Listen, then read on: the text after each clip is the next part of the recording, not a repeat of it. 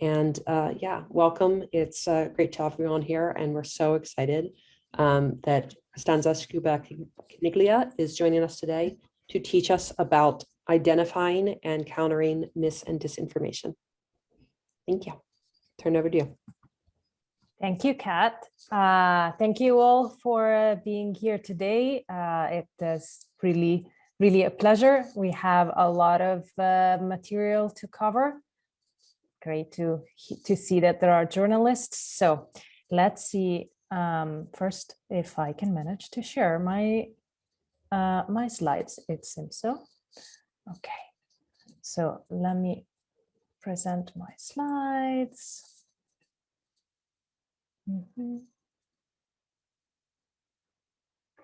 Okay, you should all have be able to see the slides. I also put the file in the chat in case someone doesn't have good connectivity, and we are ready to go. So as Kat was saying, I will try to give a little bit of a context on what misinformation and disinformation are, how they work, why they are shared, and what we can do as both as users, and then also, more largely as society to respond to misinformation and disinformation. Oh, sorry, I stopped sharing the slideshow. Okay. So what I will do today is try to set up the theory first, and then we'll go a little bit into what are the causes of information disorder. We call information disorder the whole problem of misinformation and disinformation. And then we'll go more in detail on what are some media manipulation tactics that are used so that we can, identify them and respond. We'll talk briefly about the role of algorithms because there has been a lot of discussion. How much are the algorithms creating disinformation? How much they are pushing it? And because this is, I know it's on the open data discussion, I think it's important to touch upon this point as well. And then we'll see how we can respond. Now, obviously, as you know, it is a very, very complex issue. So in 1 hour, we won't be able to address all of the issues and all of the techniques that we can use, but I hope I can give you at least some pointers to where to find good information to maybe then go and use some of these tools on your own. So the key premises of this, in terms of housekeeping, please feel free to stop me at any time if something is not clear, and to put your questions in the chat. I will try to look at them. If not, I'm sure Kat will help me a little bit. So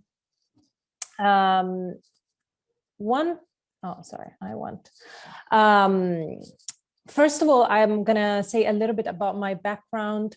I study mis and disinformation from different points of view. I am founded a think tank that is called the Institute of Digital Geopolitics, that is working on what are the changes of the digital era, especially from a geopolitical perspective. So disinformation is very much part of it, but also internet governance, digital governance, etc., cybersecurity, etc. I also consult for tech companies, particularly the Wikimedia Foundation, which is the host, nonprofit organization that hosts Wikipedia, and also for governments and other entities regarding disinformation. I also have founded the HKS Harvard Kennedy School Misinformation Review, which is an academic journal on misinformation, where you can find many more studies if you're interested in this topic. Now let's go into some of the key premises of this topic before we get into it. So first of all, mis and disinformation are not necessarily a new problem, but because of the new configuration of the infrastructure and the social and political environment, the issue has evolved.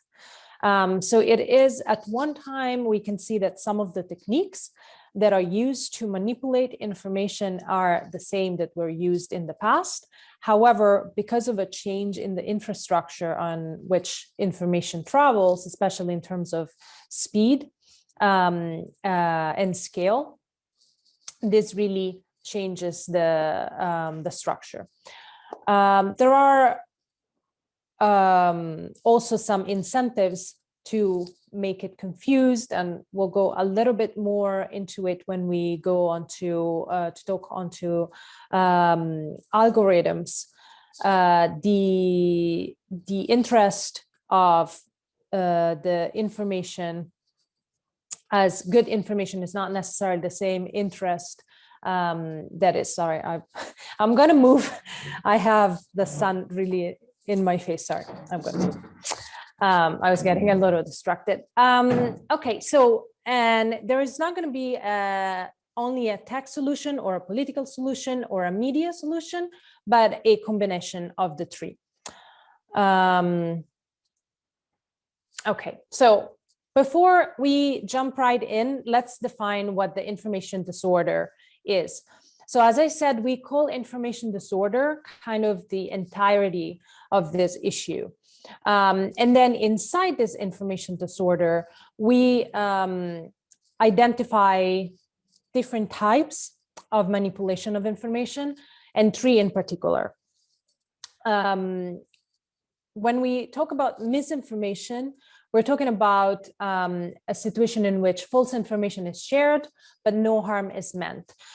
So for example, think if you share something thinking that it's true, and then it ends up being incorrect, that's misinformation.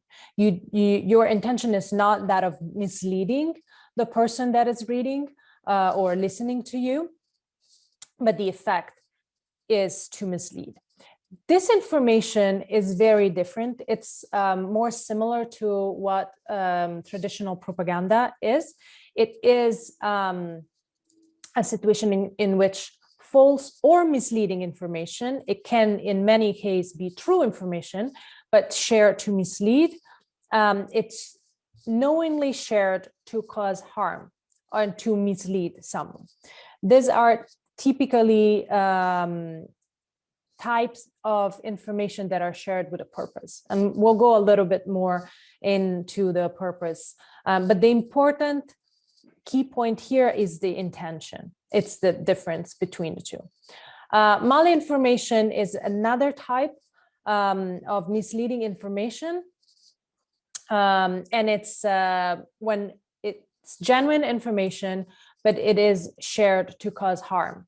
Think, for example, about doxing, which is when personal information are shared online that shouldn't be shared. So like, for example, if someone shares your home address and says, this person is an enemy for whatever reason, and shares your home address, this is malinformation.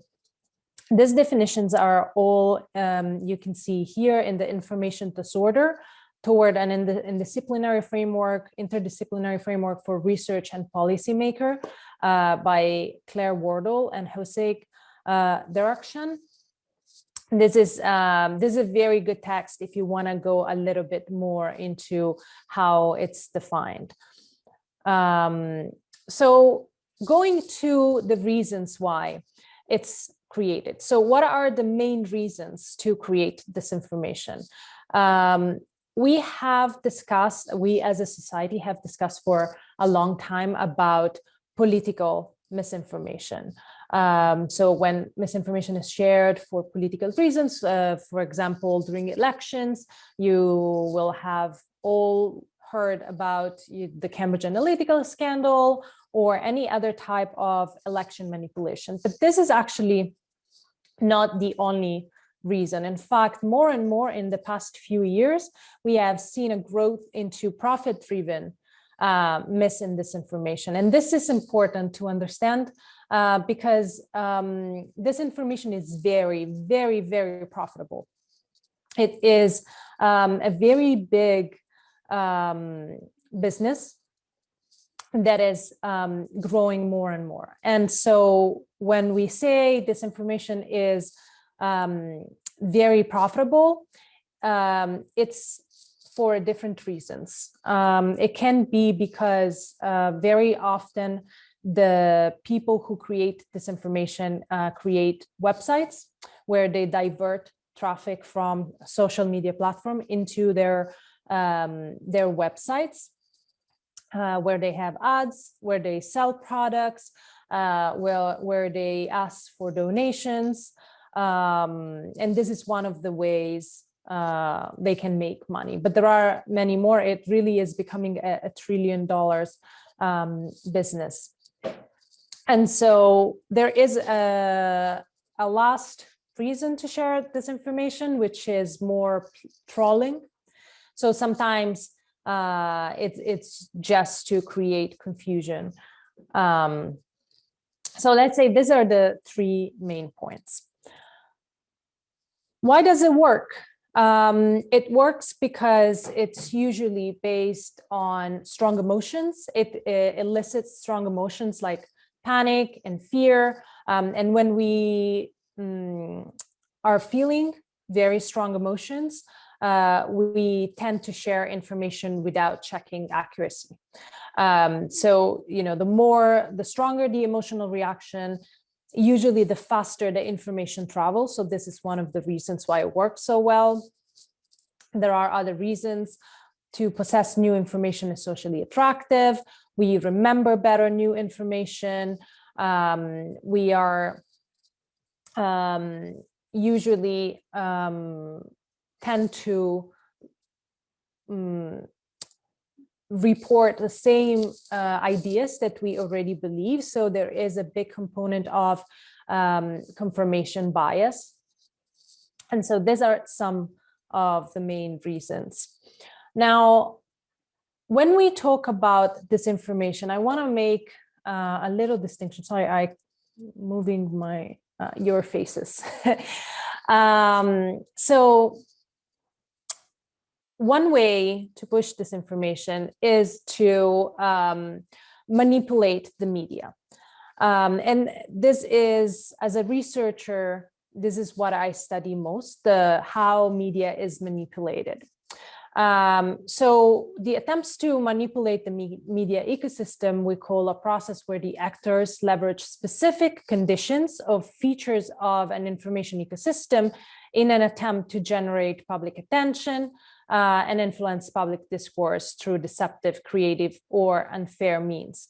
What does that mean? This is starting to get into that idea of the infrastructure is fundamental for how this information works. So we have some of the classic techniques, but because the infrastructure has changed, this has changed also the nature of the issue. Just think, for example, if I say a lie to 3 people and 3 people believe a lie, it's not the same thing as if 3 million people believe that lie. So at a different level of complexity, it creates different responses in society and different issues.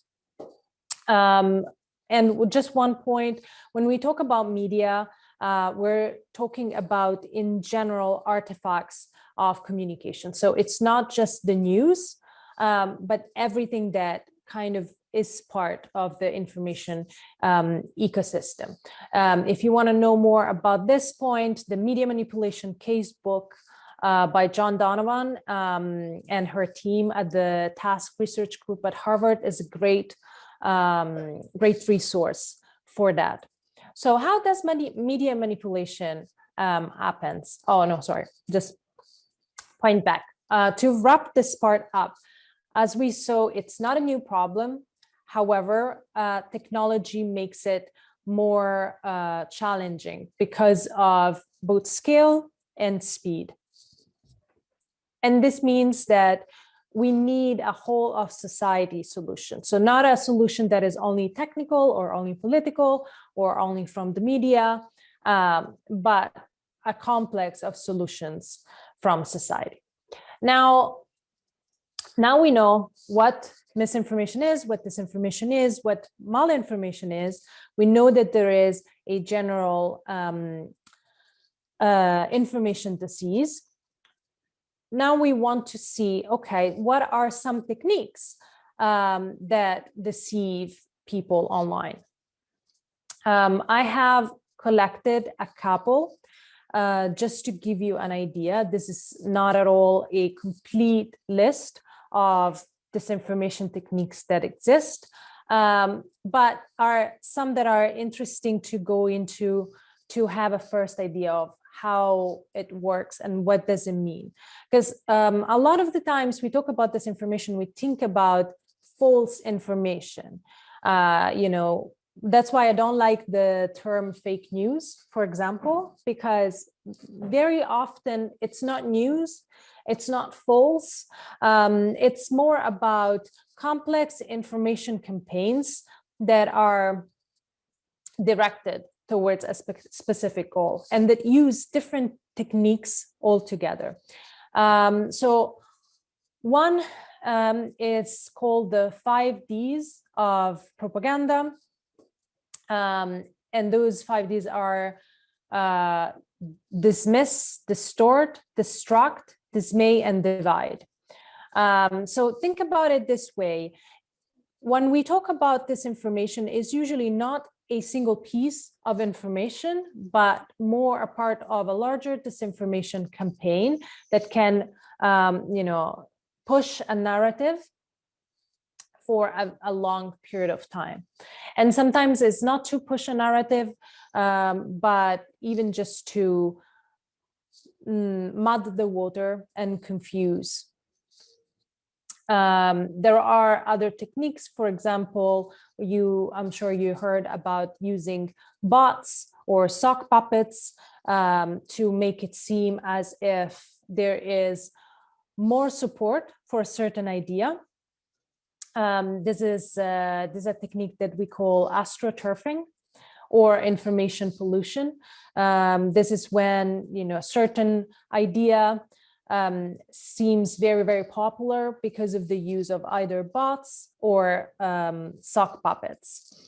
More and more in the past couple of years, some actors have changed the strategy from inventing new narratives and trying to push new narratives into extracting narratives that are existing already and elevating them and using them for their advantage. And this is why, again, I don't like the use of the term fake news, because very often these narratives are already existing in a certain context and they are just picked up and used for a strategic advantage. This is called narrative laundering. There are many other techniques, some on a long period of time, some on a very short period of time. For example, cultivating agents, organizing both in-person and remote rallies and events. And as we saw before, also creating fake or imposter news sites. Now, one of the techniques we use to study this is the investigative digital ethnography. And again, if you're interested in this, the case book is a really, really interesting text. And through this methodology, we investigate the communities and the narratives that they push, and how they leverage also networks and algorithms for the dissemination and amplification of online disinformation campaigns. So, for example, some of the manipulation techniques and tactics that are used and that are all collected and described in the casebook, you will have heard maybe about keyword squatting. Keyword squatting is when online content is created and shared around a specific optimized term that it's very, very popular. And so it changes the meaning of and the results of that term. So like, I'm sure you will have seen when, for example, there is a big news event, a lot of people hijack that keyword to try and share other material that has nothing to do with that hashtag. Another very common strategy is that of using recontextualized media, and that will be important in our more practical part, because we'll see how to kind of fact check information using this recontextualized media. Recontextualized media is when a piece, either an image or video or audio clip or other type of media are taken from an original, a different context, and given a different meaning in a new context. There are other techniques, just to give you a couple of examples. Cloak science, for example, is when scientific jargon, sorry, I'm hearing, I think there's someone talking.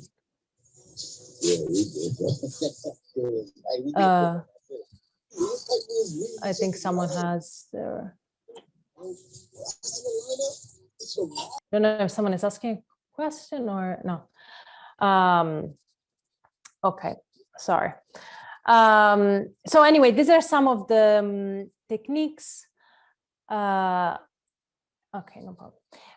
So these are some of the techniques that are used. There are more, but I just wanted to give you a sense of what we talk about really when we talk about disinformation and how it is shared and pushed, and also give you a sense that in many cases, we're talking about coordinated efforts from multiple actors. Okay. Now, in all of this, I will talk really, really briefly about algorithms.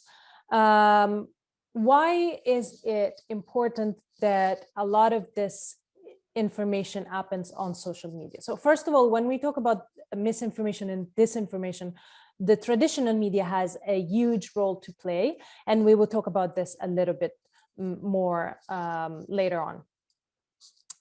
In fact, most disinformation campaigns are not successful.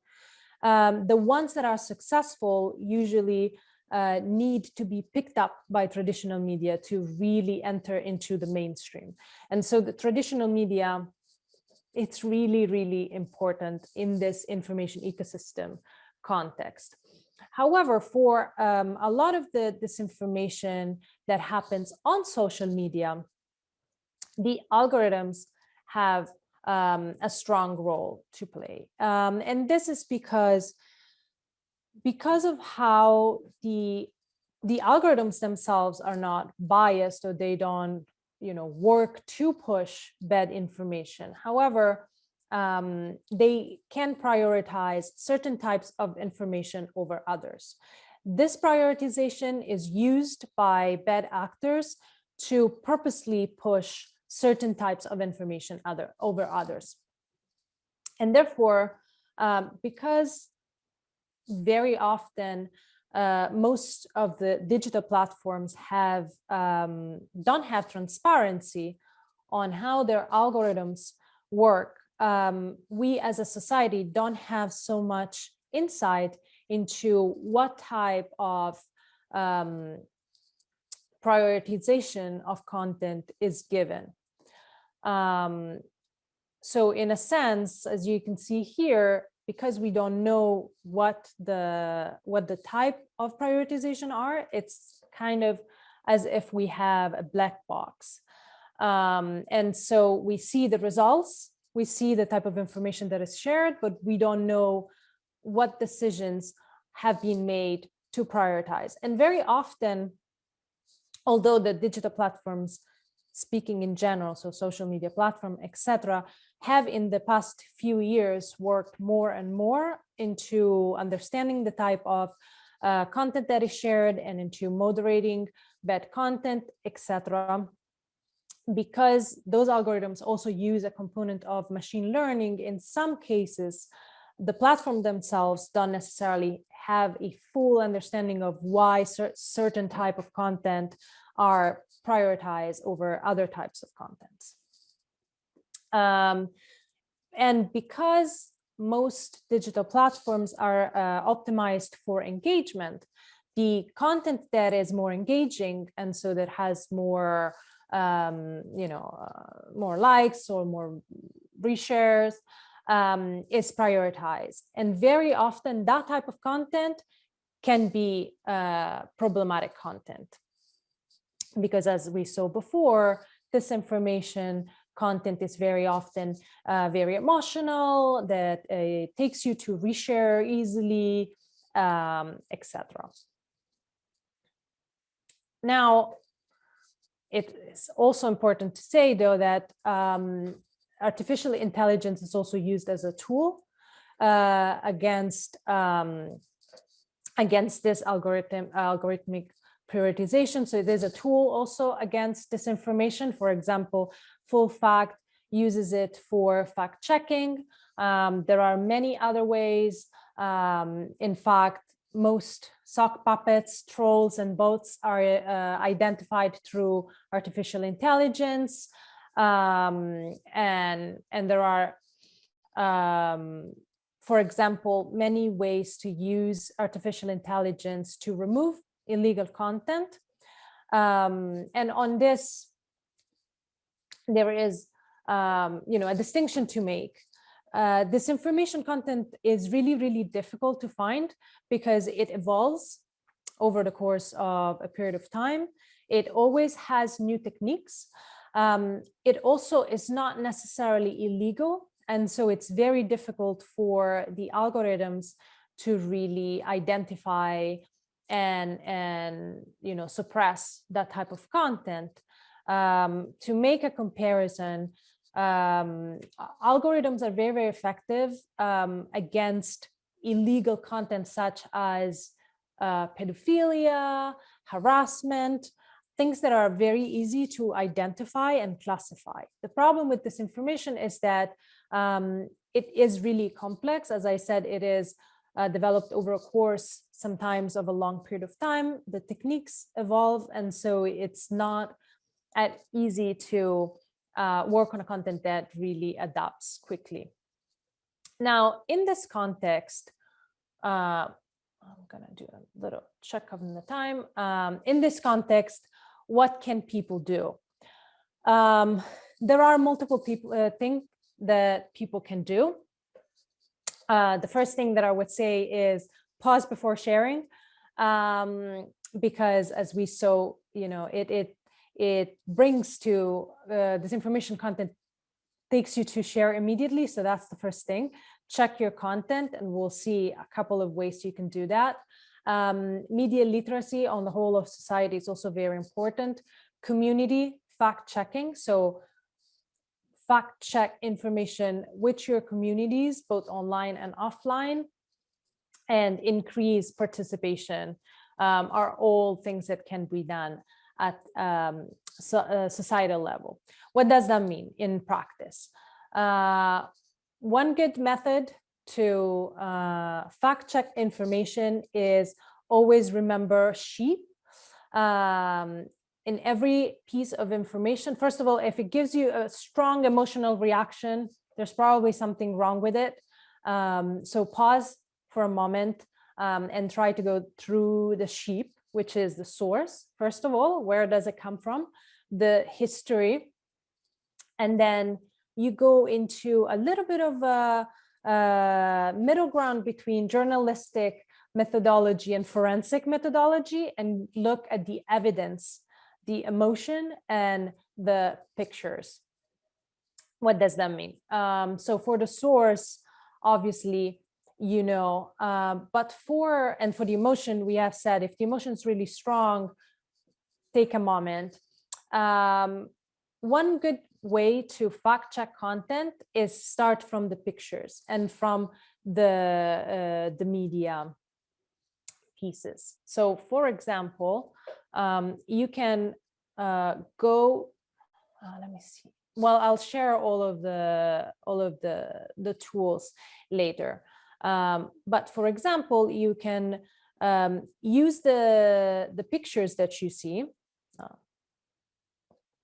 You can use the picture, put it into online tools, either on Google or on, for example, Reverse Teen Eye is another tool, and see if that picture is taken from a different context. As we saw, one of the main techniques is recontextualized media. So you can kind of reverse engineer this, take the pictures, the videos, etc., search for them, and you will see that in many cases, those pictures were associated with different type of content that was already shared previously.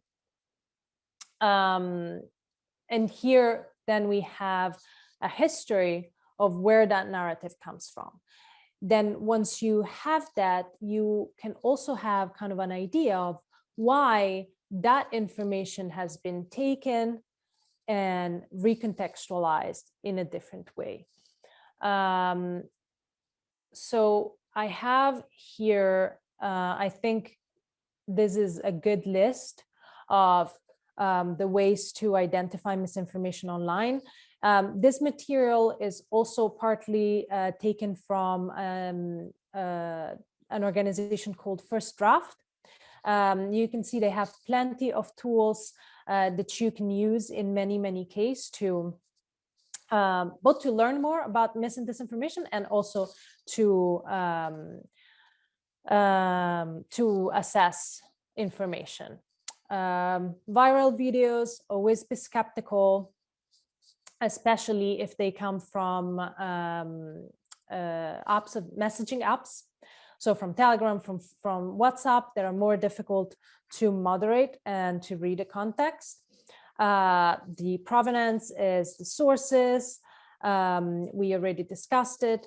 Digital footprint, always kind of try to reverse back trace someone online and see if they've been part of shady campaigns before, if they have a history at all, etc. Verify a photo, video, as I said. And another very good tip is to always try to geolocalize.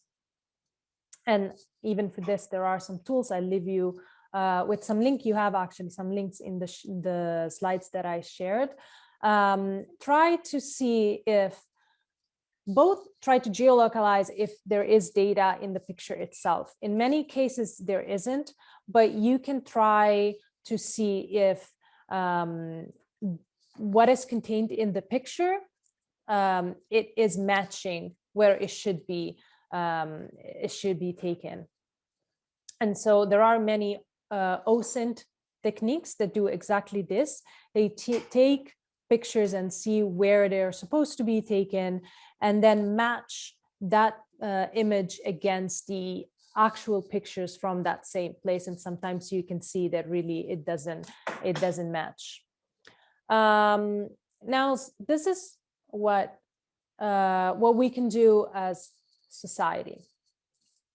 But as I was saying, the media is a big part of the information ecosystem, and therefore is also in many cases a target of media manipulation.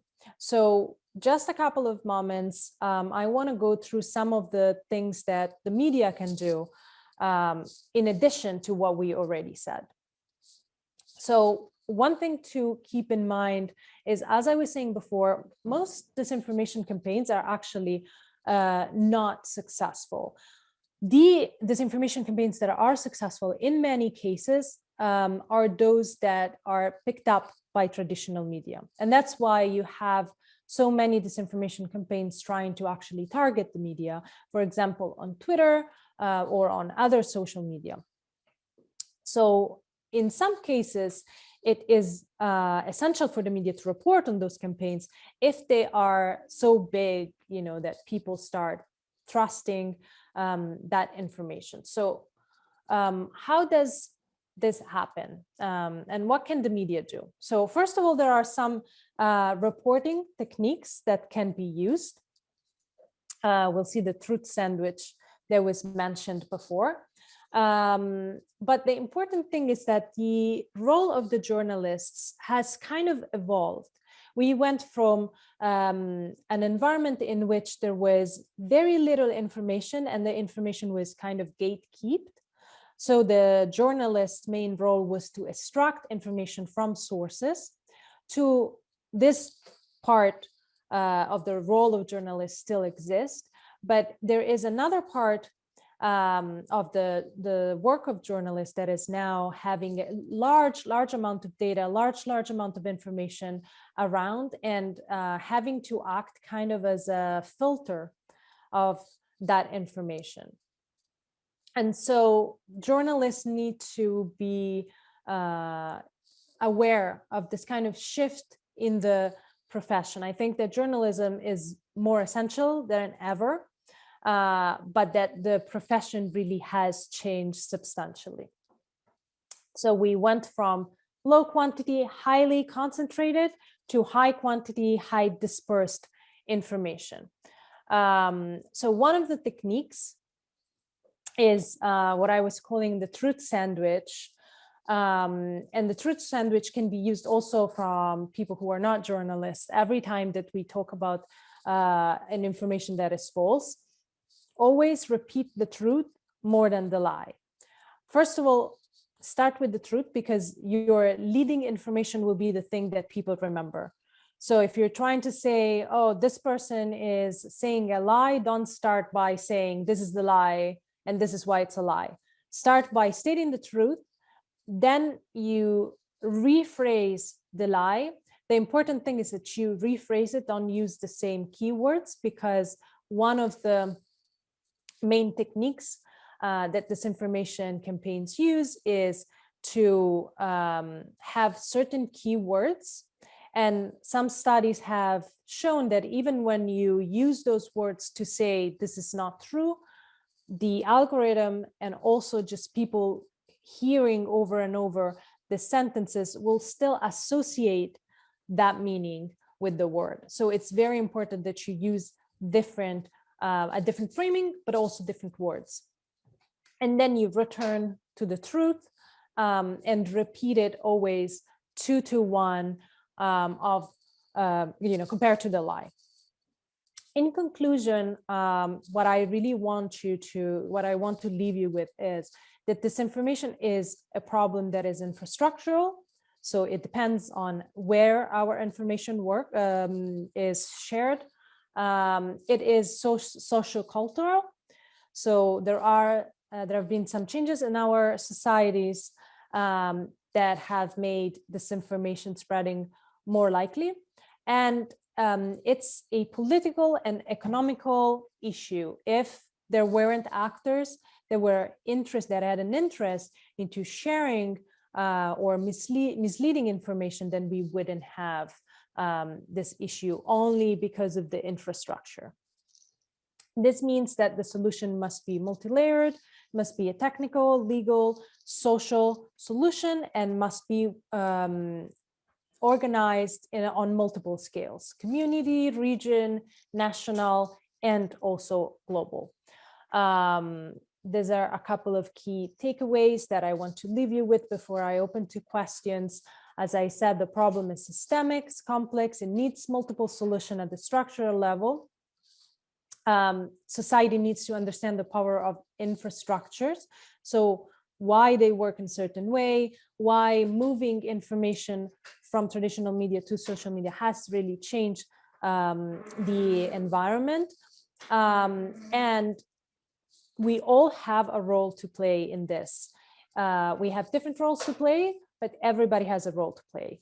Media, the communities, the policymakers, the platforms need to all work together and act in coordination. And this is what I hope to see more of in the next years. Here, as I said, I leave you with a couple of tools. First Draft is a great resource.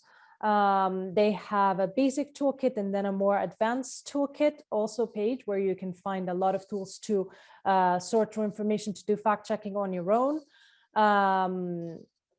They have other educational techniques where you can learn more about the theory. And then there are also a couple of nice kind of games that you can use to test how much you're able to, to assess information. And with this, I would say I'll open to questions. I hope you enjoyed it, and thank you again. Kat, do you want to take it from here for the questions, or?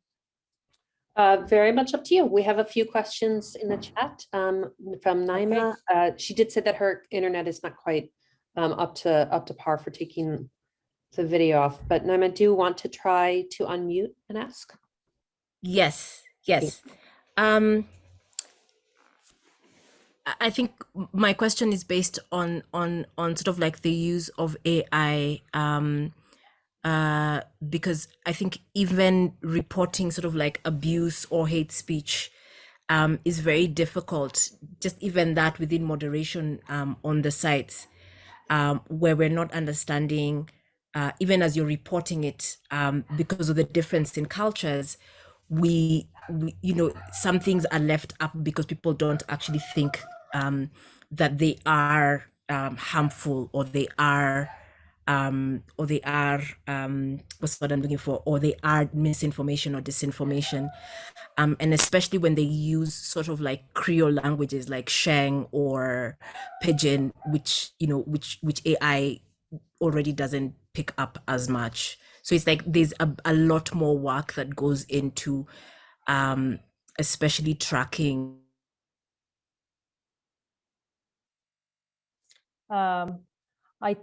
I think you got cut off, but yes, I agree. I agree very much. So there is a big issue here. It's not necessarily the algorithm, but it is also the algorithm, in the sense that, very unfortunately, most digital platforms are, the algorithms are trained mostly on English data, on English content, and also it's difficult for the platforms to understand. It's difficult because they haven't put as much resources as they have in English data. And so in very many cases, it's very difficult to understand the local context. This is both because the data is not right, but also because of human skills.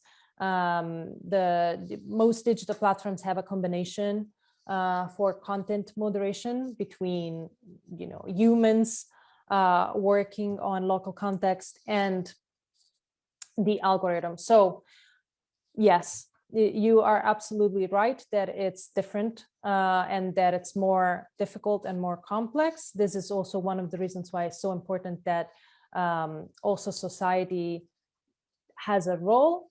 But of course, you're absolutely right that if there isn't a coordination between civil society organizations, media, et cetera, and the platforms, it is impossible to solve the situation. So yes, you have identified a very important issue, and I hope there's going to be more coordination in the future to solve this.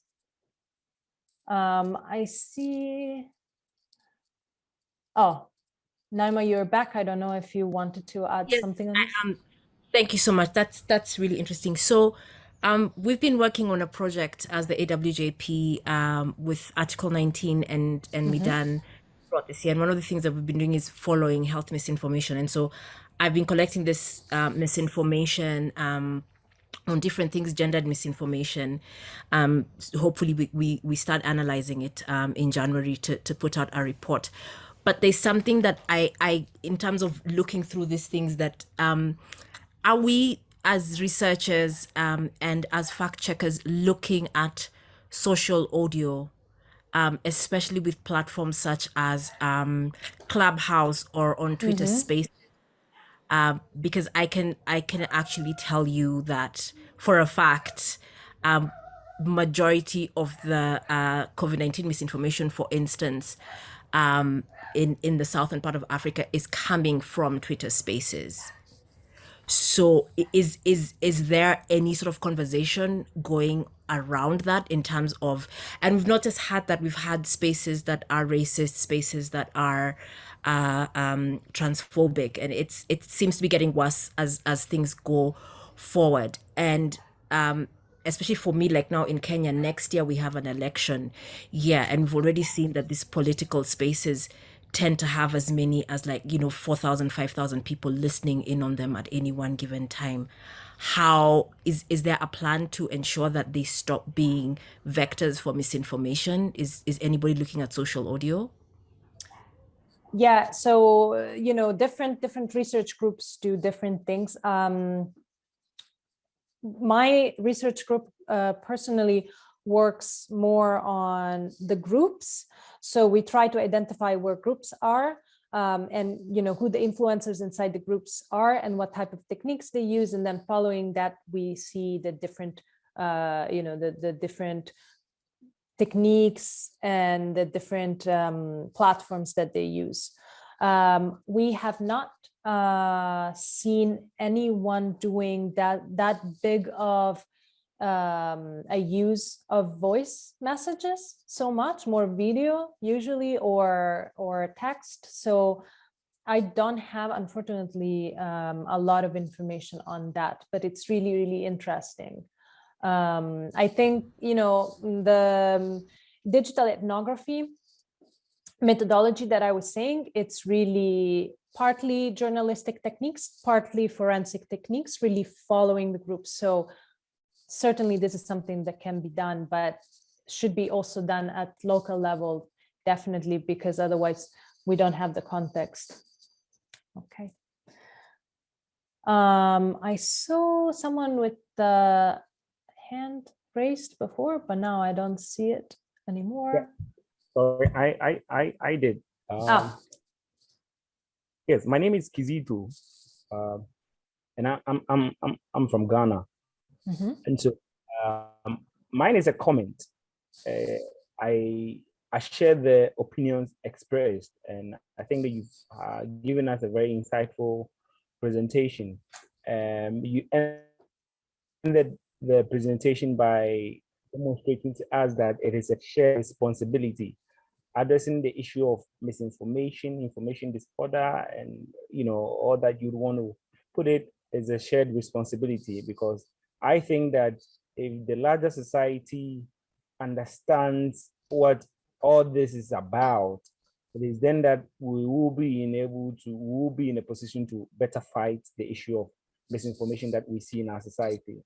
In fact, what some of us do in our day-to-day work as journalists is that, oftentimes when we come across political actors, heads of institutions, people who matter in the country, when they make certain pronouncements and we pick the red flags in it that this seems questionable or this seems verifiable, we go behind the scenes and we scrutinize the statements or the information they put out there.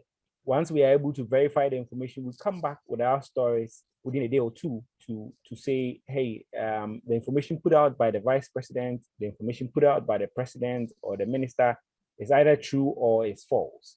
So those some of us do here in our country, Ghana.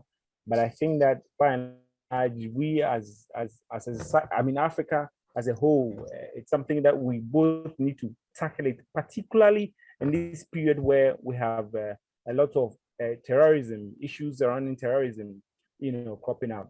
Because let me give you an example. The leader of the jihadist group in Boko Haram, I have seen on many occasions news reports and information circulating on social media that he's been killed, he's alive, and sometimes it gets so confusing. But it takes few persons who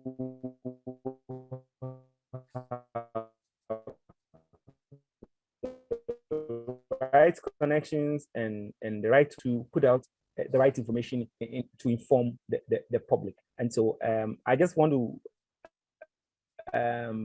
conclude by saying that, yes, misinformation, addressing the issue of misinformation is a shared responsibility, and we must all do our bit to support that endeavor.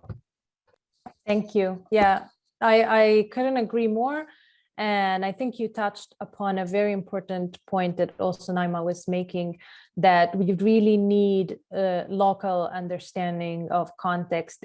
And very unfortunately, it's not an issue that can be solved by just scaling a solution from a place to another, because the work that you were saying, it's extremely important, right? You need local journalists and in general, local people to really understand the context, to really check it against historical information, previous information, and give that type of response. So yeah, thank you for the comment. Okay, so let's see if there were other questions. No, I think there weren't. If there is anything else that you would like to discuss, otherwise we're almost up. This was the question slide.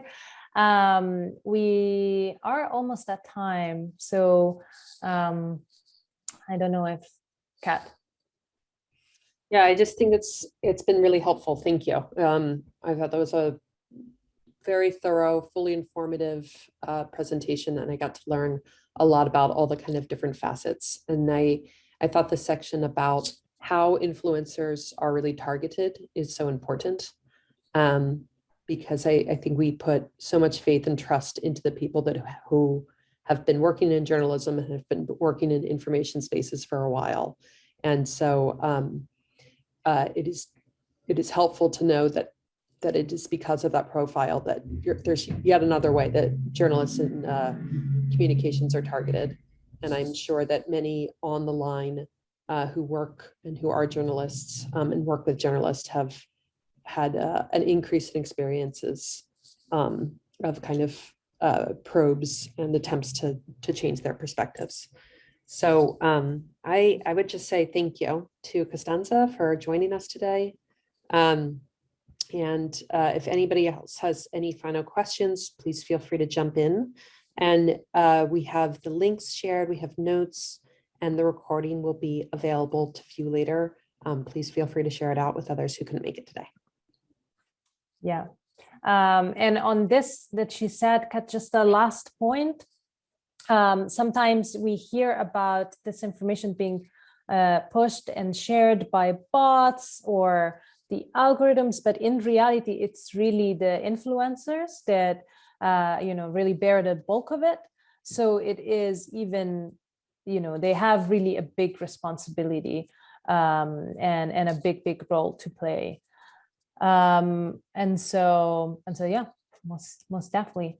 Thank you so much for having me. It was a pleasure as usual, and have a great day.